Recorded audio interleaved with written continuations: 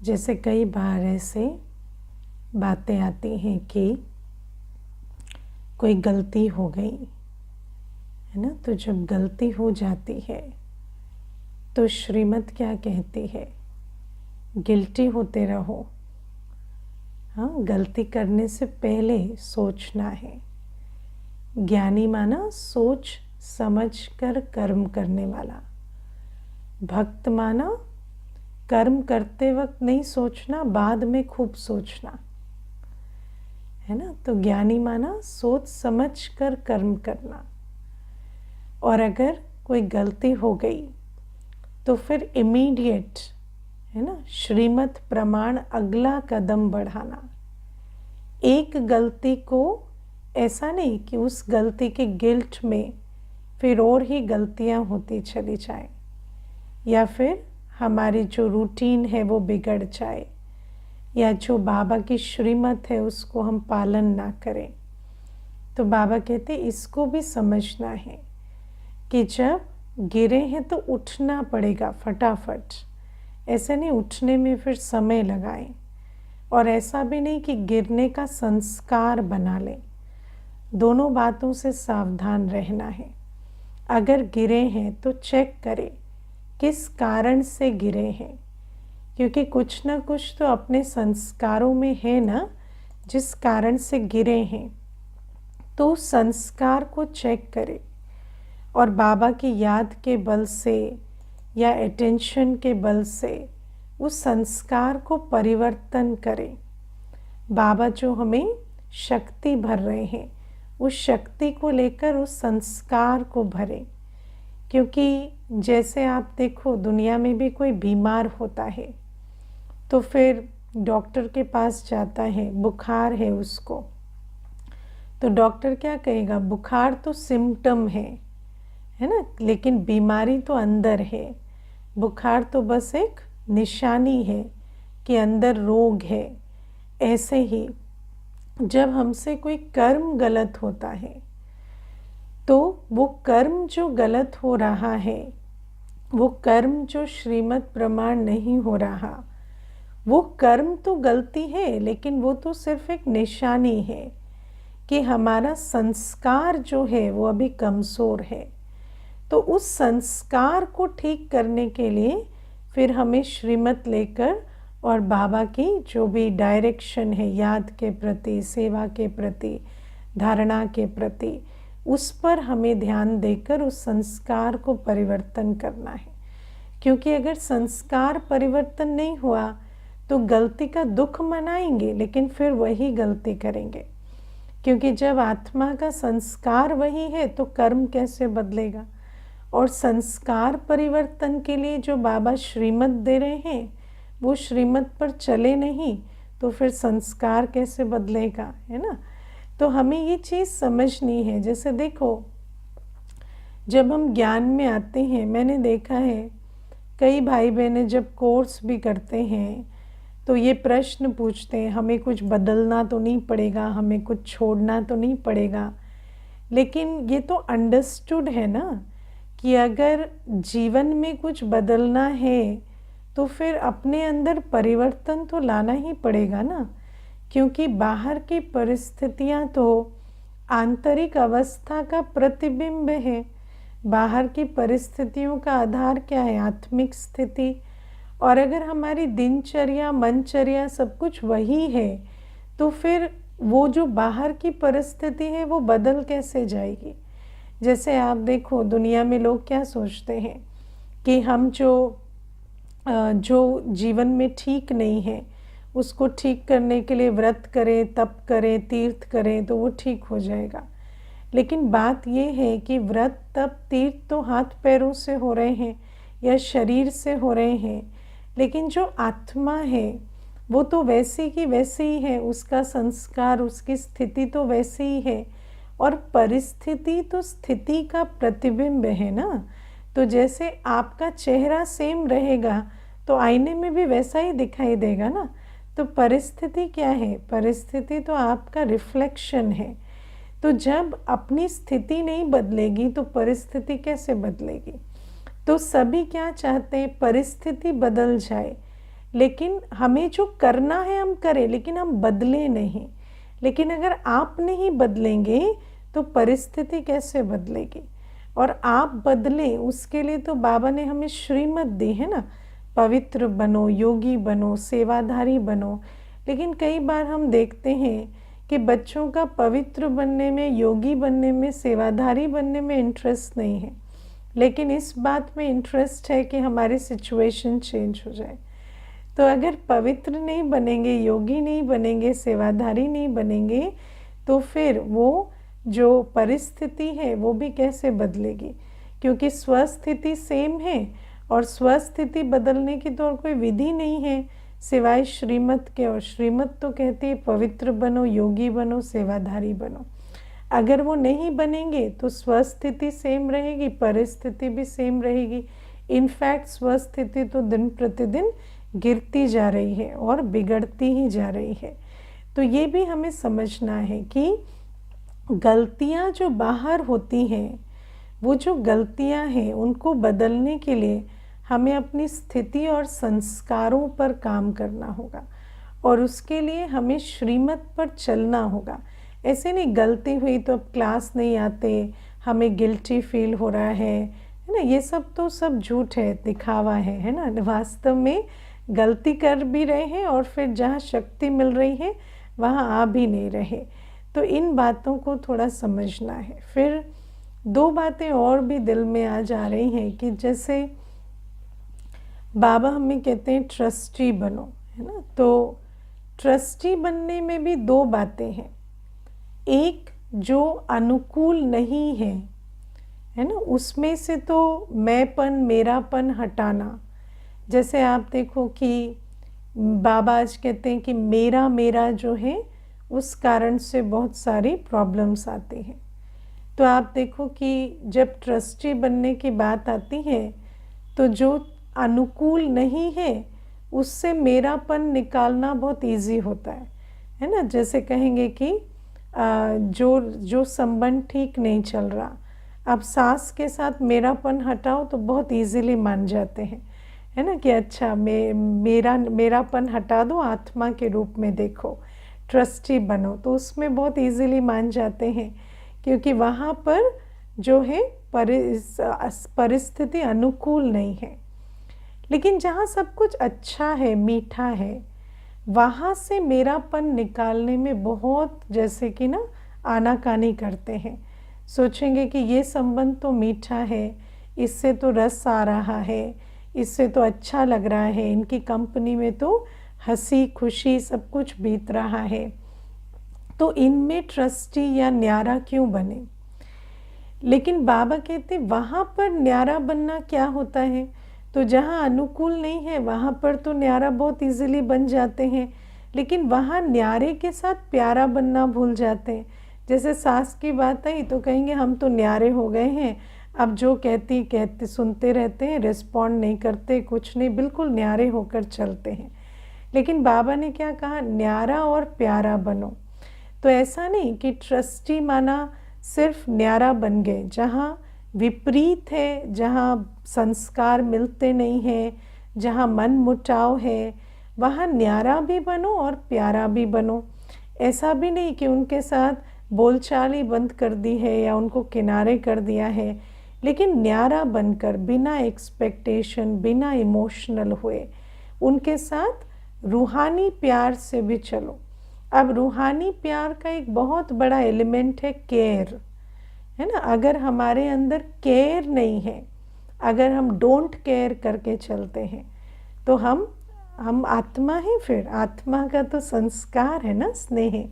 तो अगर don't care कर देते हैं तो हम स्नेहशील आत्मा कहाँ है, स्नेह स्वरूप आत्मा कहाँ है? तो बाबा हमें कहते हैं कि जहाँ पर संबंध कड़वे हैं, जहाँ पर कुछ मन मुटाव है, वहाँ पर जहाँ कर्म के हिसाब किताब आ रहे हैं, वहाँ पर क्या करो? वहाँ पर न्यारा और प्यारा बनो।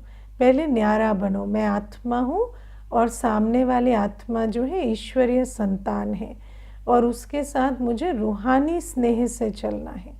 रूहानी स्नेह माना वो जो है जैसा है उसके साथ मुझे अपनी आत्मिक दृष्टि, आत्मिक स्थिति के साथ स्नेह स्वरूप रहना है। मुझे कोई अटैच नहीं होना है, एक्सपेक्टेशन नहीं रखनी, लेकिन मुझे जो भी ज़रूरी है वो कर्म करना है और वहाँ स्नेह स्वरूप होकर चलना है।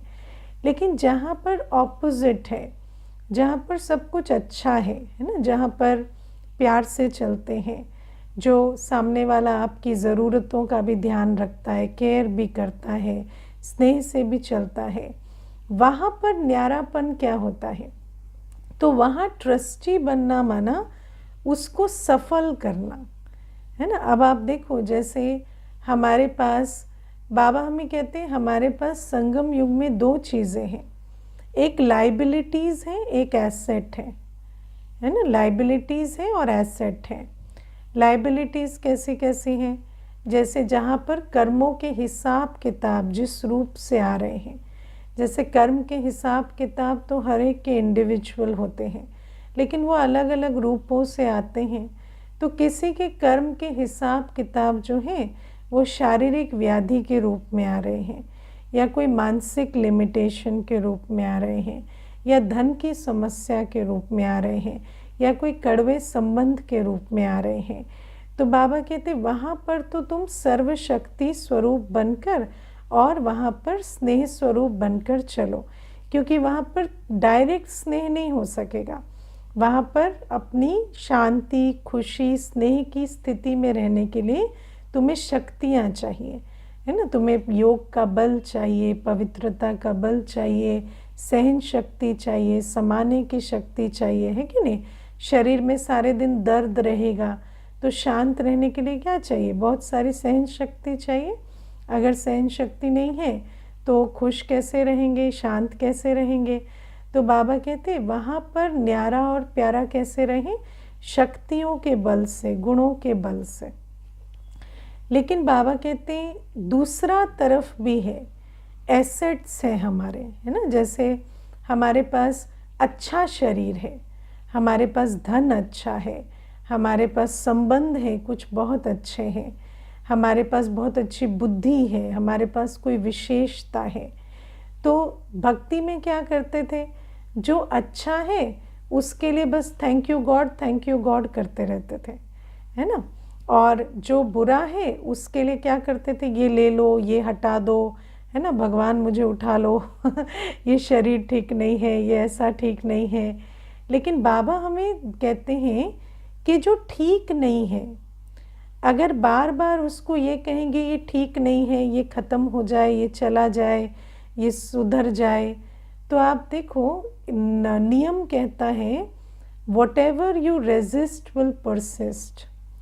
किसी भी कोई भी चीज़ जो ठीक नहीं है उस पर बार बार ध्यान देंगे, उसका वर्णन करेंगे, उसके बारे में दूसरों को बताएंगे, बार बार कर्म कूटेंगे कि पता नहीं मेरा ही भाग्य ऐसा क्यों है, ये मेरे ही साथ क्यों हो रहा है, तो उसको आपकी शक्ति मिलेगी और वो बढ़ती जाएगी। तो बाबा कहते हैं जो प्रतिकूल है उसको कैसे चलाएं? उसको चलाने के लिए आप योग बल, सर्वशक्तियों के बल की, है ना, यूज़ करें। शरीर अगर काम नहीं कर रहा तो योग बल से शरीर को चलाओ, है ना। बहुत मैंने देखा, एक बार एक दीदी थे तो उनको बहुत गला बैठा हुआ था, पूरा गला जैसे बैठा हुआ है, और जैसे एक जो आवाज़ है ना वो इतनी सी थोड़ी ऊंची होती तो खांसी आ जाती, है ना, लेकिन एक वॉल्यूम पे अगर बात करें तो खांसी नहीं आती। मैंने उस दीदी को देखा, पूरे 1 घंटे क्लास उन्होंने कराई और उस गले के साथ उन्होंने उसको जैसे, है ना, मैं फील हो रहा था जैसे कि वो अपने गले को भी योग बल से चलाकर वो क्लास करा रही हैं। और हालांकि आवाज़ में थोड़ी खराश थी, लेकिन इतनी अच्छी क्लास थी कि आज भी उसका लाभ ले सकते हैं ना। तो बाबा हमें कहते हैं इसलिए शरीर ठीक नहीं है, संबंध ठीक नहीं है, या कोई भी परिस्थिति धन की है, कोई भी बात है, तो उसको क्या करो? योग बल से चलाओ, पवित्रता के बल से चलाओ, सर्व शक्तियाँ जो बाबा दे रहे हैं उससे चलाओ। कहीं सहन शक्ति यूज़ करो, कहीं परखने की शक्ति यूज़ करो, कहीं बड़ी बात को छोटा करो, ऐसे करके चलाओ। लेकिन जहाँ पर अनुकूल है, जो बातें अच्छी हैं, उसमें ये नहीं करो बस थैंक यू बाबा, थैंक यू बाबा। नहीं, जो बातें अच्छी हैं वो इसलिए ठीक नहीं है कि हम उनमें मौज मनाएं। जैसे बाबा ने मुरली में पीछे भी कहा ना 2 दिन पहले कि आत्मा के अंदर ये आइडिया है कि ये जीवन मौज के लिए मिला है। तो समझते हैं जो भी कुछ अच्छा मिला है वो मौज मनाने के लिए मिला है। लेकिन बाबा कहते हैं जो लाइबिलिटी है उसको तो मैनेज करने के लिए मैं शक्तियाँ दे रहा हूँ, लेकिन जो एसेट है उसको सफल करो, उसको श्रेष्ठ कर्म में लगाओ, उससे पुण्य का खाता बनाओ। तन है, तन स्वस्थ है, तो तन स्वस्थ इसलिए नहीं है कि बैठकर टीवी देखते रहो और मोबाइल देखते रहो। तन स्वस्थ इसलिए नहीं है कि बस जिम जाओ और अपनी है ना काया को ठीक रखो या सुंदर दिखो। तन स्वस्थ इसलिए है कि तन से सेवा करो। अगर मन ठीक है, बुद्धि ठीक है, तो उससे ज्ञान मंथन करो। बाबा ने आज कहा ना ब्रह्मरी बनो, भू भू करो, इतना अक्ल रखो कि किसी को किस प्रकार से हम बाबा के नज़दीक लाएं। भ्रमरी जैसा अक्ल रखकर दूसरे को भी बाबा के नज़दीक लाना। धन है तो धन सफल करो। मानो तन ठीक नहीं है, मानो संबंध ठीक नहीं है, धन है तो धन को सफल करो।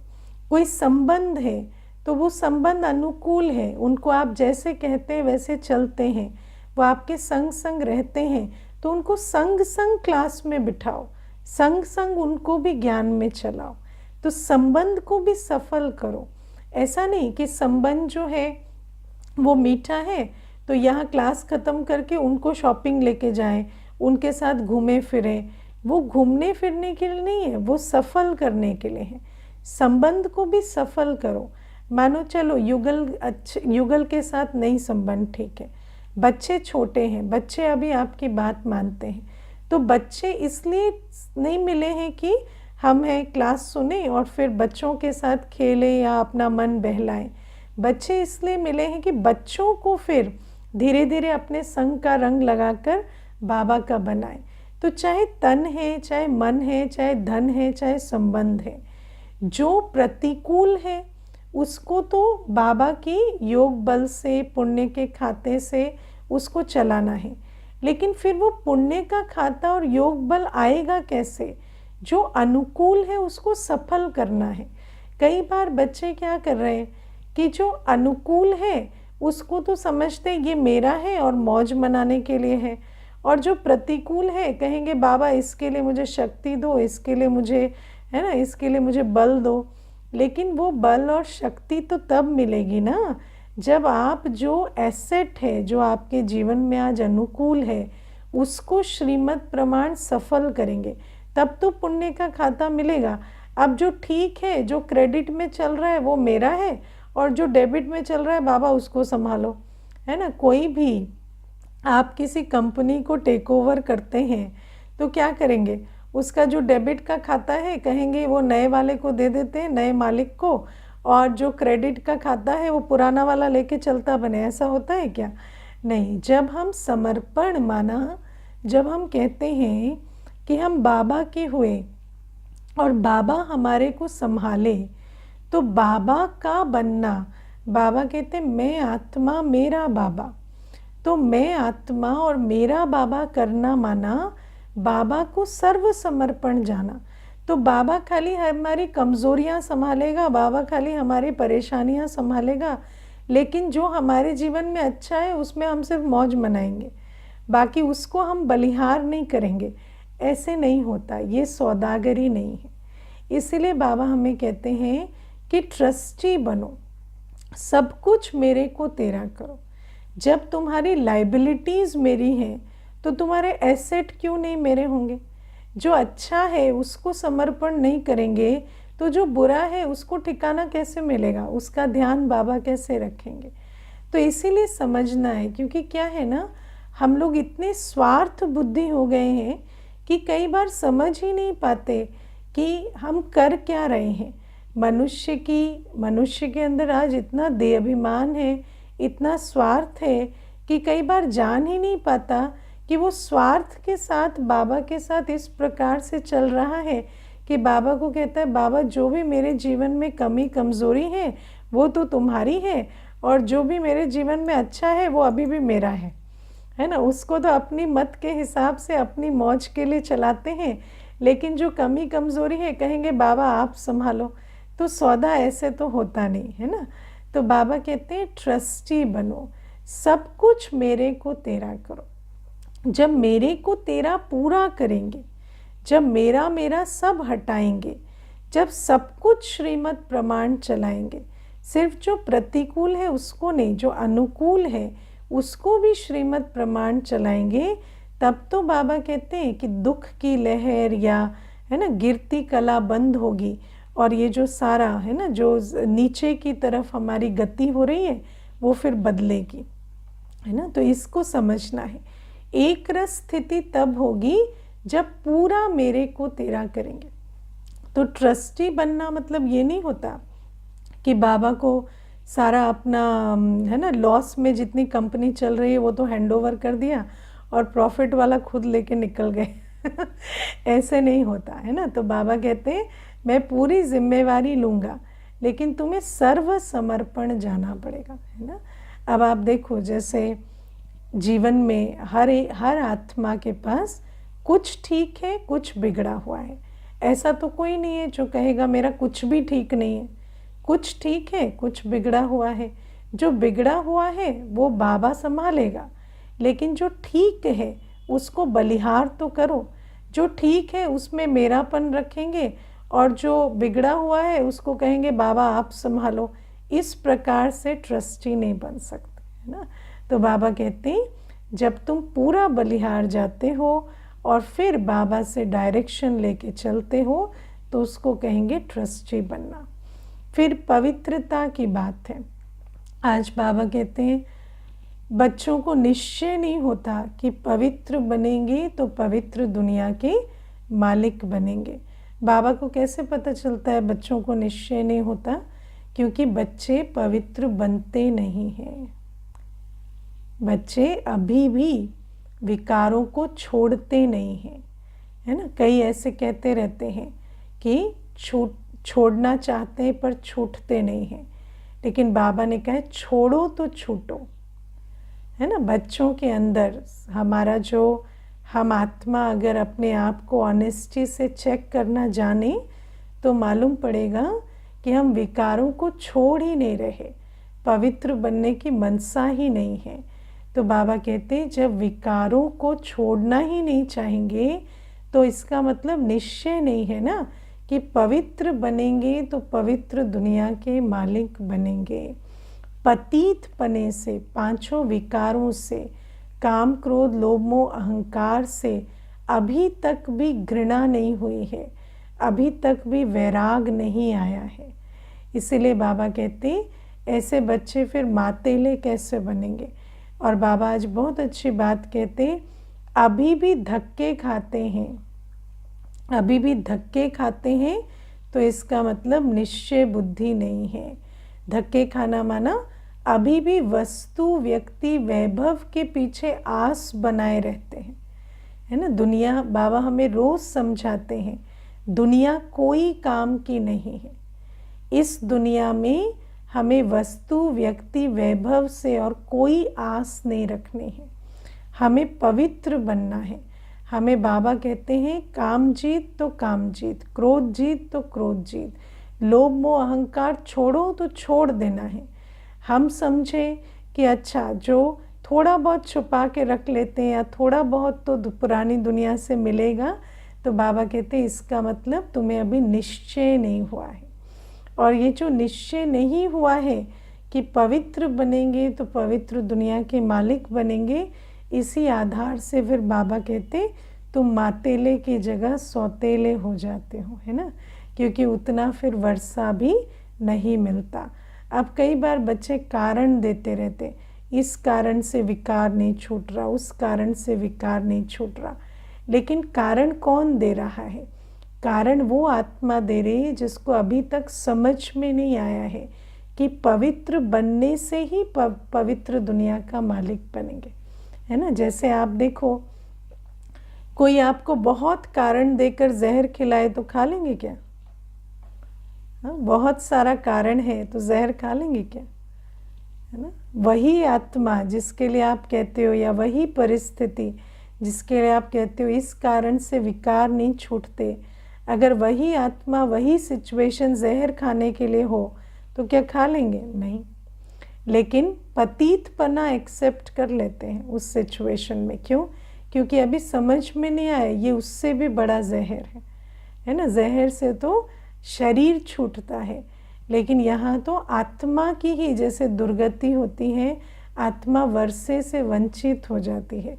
इसीलिए बाबा कहते हैं ये जो पतितपना है, इस पतितपने से अभी दिल हटी नहीं है, अभी भी काम क्रोध लोभ मोह अहंकार में बुद्धि फंसी हुई है, इसीलिए पूरा वर्षा लेते नहीं। ऐसा नहीं है कि छोड़ नहीं सकते। बाबा का बच्चा सर्वशक्तिवान की संतान है, एक धक से पांचों विकार छोड़ सकते। बाबा इतनी शक्ति हर बच्चे को दे रहा है कि एक घड़ी में पांचों विकार छोड़ सकते, लेकिन बच्चे अपने संस्कारों के ही जाल में जैसे घूमते रहते हैं और छोड़ते नहीं।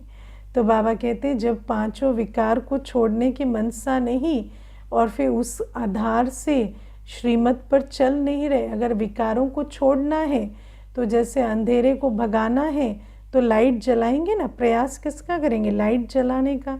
तो अगर विकारों को छोड़ने की मनसा होगी तो उतना योगी बनेंगे, उतना अटेंशन देंगे अपनी धारणाओं पर, उतना पुण्य का खाता जमा करेंगे, क्योंकि पवित्र बनने की तो वही विधि है। तो बाबा कहते जिसको पवित्र बनना है वो तो मुरली में बाबा जो जो विधि बता रहे हैं उस पर खूब अटेंशन देंगे, पवित्र बनेंगे। लेकिन बनते नहीं है तो इसका मतलब समझ में आता है ये मातेले नहीं है। और बाबा कहते हैं वर्षा तो मातेले बच्चों को मिलेगा, सौतेले बच्चों को तो दुनिया में वर्षा नहीं मिलता ना, तो मातेले को मिलेगा। तो बाबा कहते हैं इसीलिए इस बात पर खास ध्यान देना है।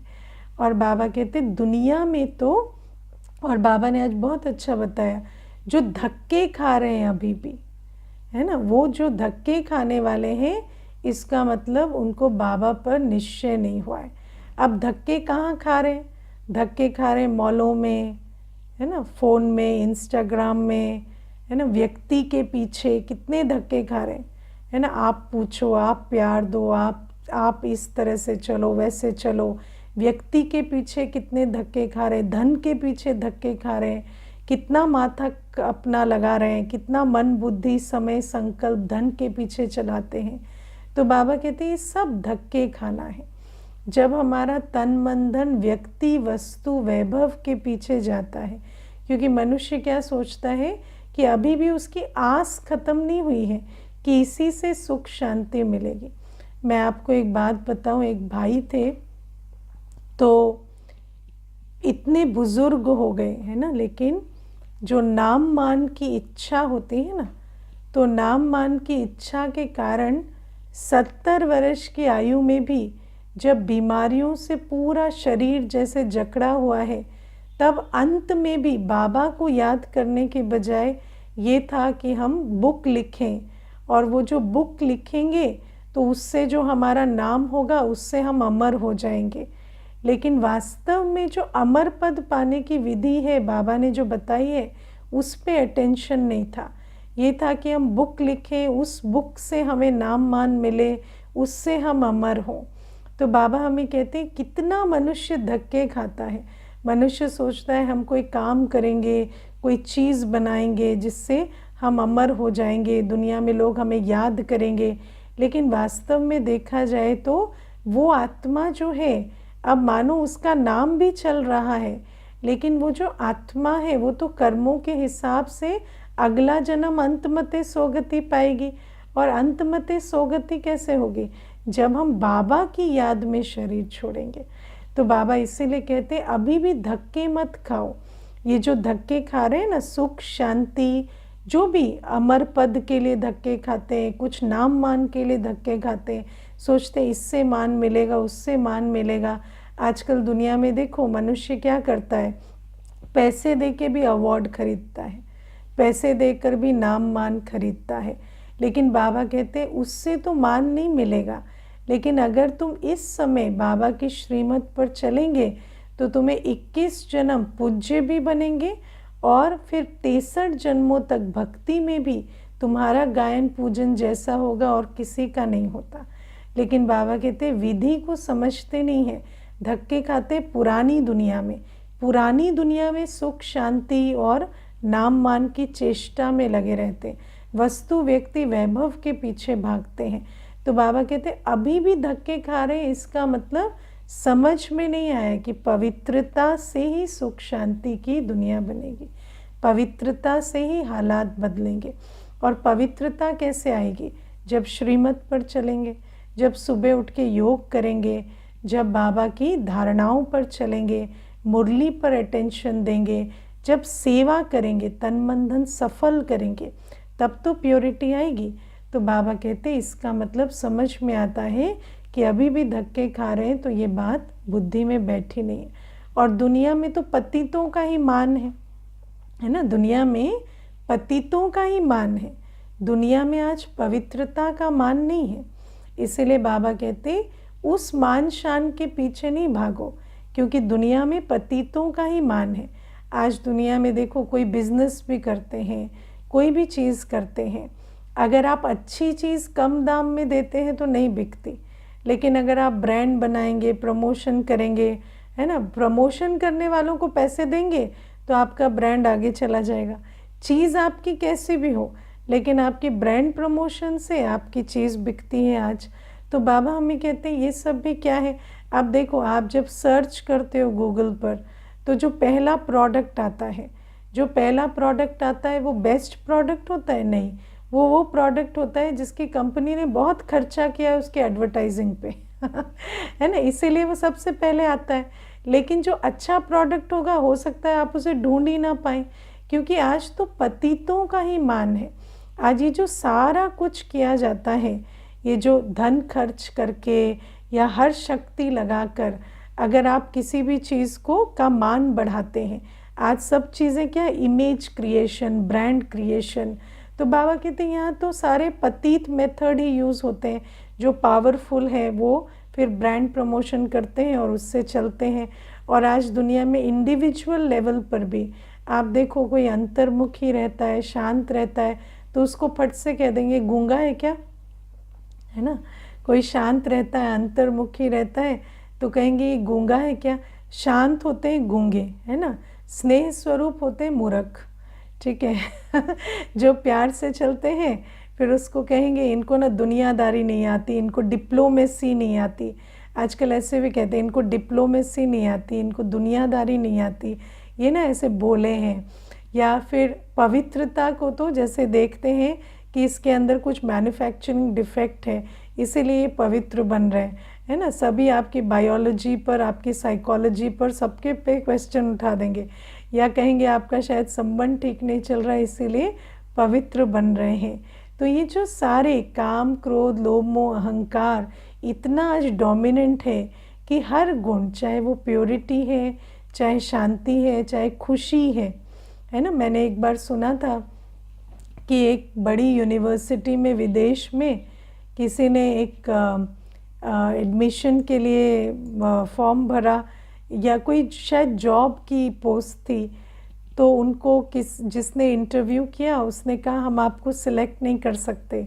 तो उन्होंने कहा कि क्यों नहीं सिलेक्ट कर सकते, तो कहते यू आर टू हैप्पी, आप ज़्यादा ही खुश हैं है ना। तो इतना खुश व्यक्ति हम अफोर्ड नहीं कर सकते। तो ये भी क्या है, आजकल हैप्पीनेस हो, पीस हो, कोई भी चीज़, मानो आप कहें कि मैं खुश हूँ, तो फिर व्यक्ति समझता है शायद आपके पास कोई काम नहीं है इसीलिए खुश हैं, शायद आपके जीवन में कोई समस्या नहीं है इसलिए खुश हैं। तो बाबा कहते हैं ये पतितों की दुनिया है, इसीलिए हमें उनकी सुननी नहीं है, क्योंकि पतित हमेशा पतित बनने की ही मत देंगे, पतित हमेशा विकारी बनने की ही मत देंगे। हमें इस दुनिया में ना दूसरों की मतें सुननी है, ना यहाँ धक्के खाना है। हमें समझना है कि मुझे श्रीमत पर चलकर पवित्र बनकर पवित्र दुनिया का मालिक बनना है। और बाबा कहते हैं जब पवित्र दुनिया के मालिक बनेंगे, पवित्र बनेंगे, तो उस आत्मा की आज संगम युग में निशानी क्या होगी? वो ईश्वरीय मददगार होगी, क्योंकि पवित्र आत्मा को बाबा यूज करता है। बाबा के लिए एक ही लायकपना है। जैसे दुनिया में एंट्री क्वालिफिकेशन होती है ना, तो बाबा के लिए कौन सी बात लायकपना है? बाबा किस आत्मा को यूज करता है? बाबा उसको यूज करता है जो पवित्र है। और जब हम पवित्र बनते हैं, जब हम श्रीमत का पालन करते हैं, जब हम अपने विकारों को, है ना, विकारों को जीतते हैं, तो ऐसी आत्मा का तन मन धन बाबा सफल कराता है। अगर हमारा तन मन धन सफल नहीं हो रहा, इसका मतलब है कि हमारे अंदर प्योरिटी की कमी है। और आप सोचो कि जिसकी चीज़ भगवान के कार्य में ना लग सके, जो चीज़ भगवान के कार्य में लगने के अयोग्य है, अगर हम ईश्वरीय कार्य में मददगार नहीं बन पा रहे, तो इसका मतलब हमारा संगम युग वेस्ट हो जाएगा। क्योंकि इस संगम युग का नियम है जो करेगा सो पाएगा, और अगर हम कर ही नहीं पाएंगे तो पाएंगे कैसे? लेकिन बाबा कहते हैं अगर हम अपनी प्योरिटी पे काम नहीं करते, तो ना हमारी बुद्धि और ना हमारी परिस्थितियाँ कुछ भी साथ नहीं देती, और हम ईश्वरीय मददगार बनने से वंचित हो जाते हैं। और अगर हम ईश्वरीय मददगार बनने से वंचित हो गए, तो हमें क्या ही भाग्य मिलेगा? क्योंकि बाबा तो हमें मल्टीप्लाई करके सतयुग में देंगे, और ज़ीरो का तो मल्टीप्लिकेशन भी ज़ीरो होता है ना। ज़ीरो को करोड़ से भी गुणा करेंगे तो ज़ीरो ही आएगा ना। तो बाबा कहते हैं अगर हमारा कुछ भी लगता नहीं है बाबा के कार्य में, तो इसका मतलब हमारे अंदर प्योरिटी की कमी है। और अगर हम पवित्र बनेंगे तो उसकी निशानी है कि बाबा के कार्य में हमारा सब कुछ सफल होगा। हमारी बुद्धि और हमारे हालात दोनों साथ देंगे, और हमारी ये जीवन सफल होगी, और जो सफल करेगा वही सफलता पाएगा। अच्छा।